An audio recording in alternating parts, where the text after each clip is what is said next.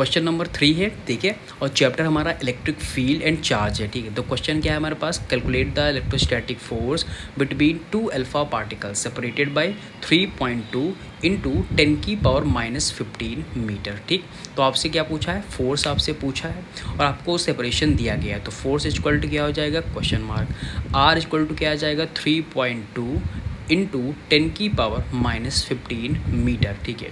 और चार्ज हमारे पास क्या है, अल्फ़ा पार्टिकल्स कितने हैं, 2 अल्फ़ा पार्टिकल्स है, मतलब कह सकते हैं Q1 equal to Q2 equal to 3.2 into 10⁻⁻19 coulomb. तो एक अल्फ़ा पार्टिकल्स पर कितना चार्ज होता है, इतना ही होता है, ठीक। तो 1 अल्फ़ा पार्टिकल इक्वल टू क्या आ जाएगा 3.2 इंटू 10⁻⁻19 कूलाम, ठीक। अब हम लगा देते हैं फॉर्मूला, कौन सा, Q1 Q2 बाय में R², मतलब कोलम्बियन फोर्स वाला फॉर्मूला, ठीक है। वैल्यू ये पुट करो यहाँ पर, तो K की वैल्यू कितनी होती है 9 इंटू 10⁻9।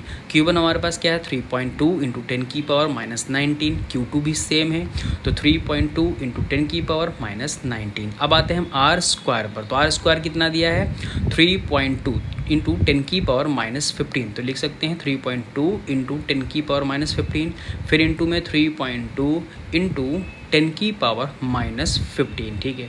अब यहाँ पर आपको दिख रहा है ना 3.2 सब कैंसिल कर दो, तो ये भी कैंसिल और इधर वाले भी कैंसिल, ठीक। अब बचा क्या हमारे पास, ओनली 9 बचा है नंबर, और बाकी बचा है पावर। तो 9 इंटू 10⁻, कौन सा, एक तो 10⁻9 हो जाएगा।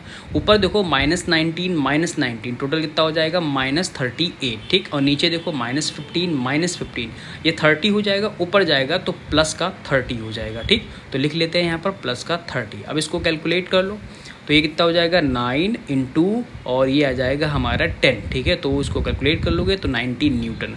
अब 2 अल्फा पार्टिकल्स हैं, मतलब दोनों सेम है, ठीक है, सेम साइन है इनके पास, मतलब पॉजिटिव फॉर्म होता है, तो ये रिपल्सिव हो जाएगा। तो हमारा जो फोर्स आएगा वो रिपल्सिव इन नेचर में होगा, ठीक।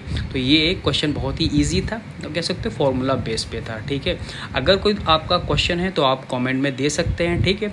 वीडियो को लाइक कीजिए और क्या करते हैं, कॉमेंट कीजिए और